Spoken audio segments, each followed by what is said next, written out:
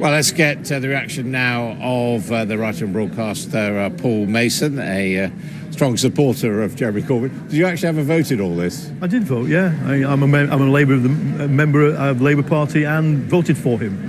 And your reaction to the result? It's good. I'm sorry for the British people having to watch this slight distraction throughout the summer when we should have been trying, as the Labour Party, we're a big institution in society, we should have been engaging our people and our members in helping to think through and work through what Brexit means. Instead, we've had to do this. We can now move on.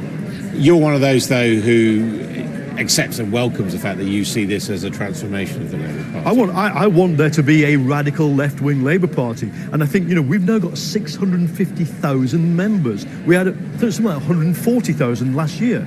I'm pretty certain most of them want the same as what I want, which is for Labour to return to its social democratic roots, to be radical, to modernise those principles for a technologically innovative era, and start defending ordinary people against what capitalism is throwing at them.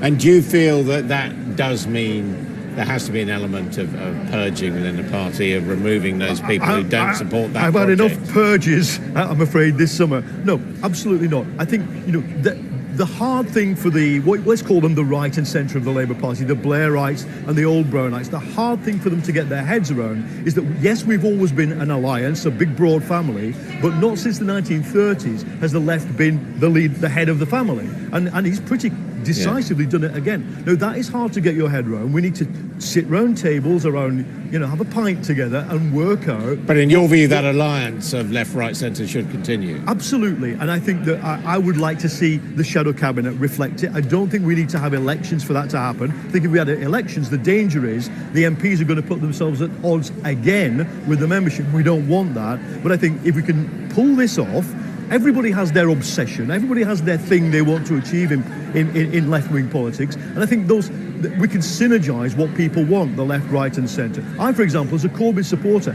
am pro-Trident. I don't agree with him on Trident. I don't think I agree with him completely on his line on Syria. But I backed him because I think only economic radicalism will reconnect us with the people out there on Merseyside, 3 miles away from here, who don't care what's happening here, who regard me standing in a suit as some kind of alien being. That is a big question. I mean, there's the people on Merseyside, but then they're the people in the Midlands and in the South East and in Scotland who, to form a majority, you need to... No, absolutely true. And I think any Labour leader that came out of this process would have had a problem because of Scotland. We have to reconnect with this major cultural turn to nationalism in Scotland. I'm one of the people who think it would be quite happy to see the Scottish Labour Party adopt a pro-independence position. I'm not sure it will. But Scotland is the key to understanding whether we can get a majority. I think if we can win England and Wales, we can form a government, because there's no way the SNP, come on, you know them, there's no way the SNP could put a Tory government in power if Parliament were hung, as I think is the most likely outcome of the next election. So you might end up with an SNP Labour government, you think? Well, I don't think it would necessarily be a coalition. I think there'll be resistance to that within Labour. But no, for the SNP, they sit on the benches alongside Labour in Westminster. They play a decent game. But the question for them would simply be, if Labour won in England and Wales, you're going to put the Tories in power. Now, not what you want, but what you think. Do you think the question of the Labour leadership, Jeremy Corbyn, as the candidate to be Prime Minister, do you think that's over now, that will hold for the next 3.5 years? I think it will, but we're all too well aware that Corbyn is 67. There is a very talented group of MPs in Parliament from all sides who I think should be now thinking about becoming the next leader.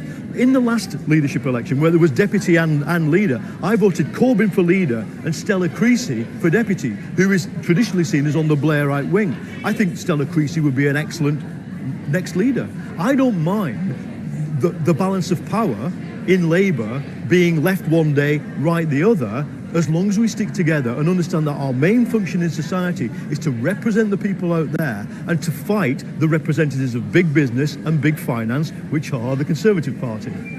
Paul Mason, thank you very much indeed. So the news of the day is that Jeremy Corbyn, as widely predicted, has been re-elected leader of the Labour Party with the support of a record electorate, more than 500,000 people eligible to vote, and of those, 62% backed Mr Corbyn.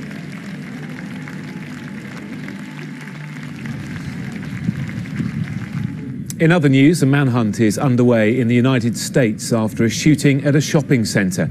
Police say 4 women and a man have died in the attack in Burlington in Washington state. Washington State Patrol have released this image of the suspect. Police say they believe he is still on the loose. As we have it right now, we've got 4 females. This has changed since I first gave it to you, so bear with me. 4 females deceased inside Macy's, 1 male to Harborview.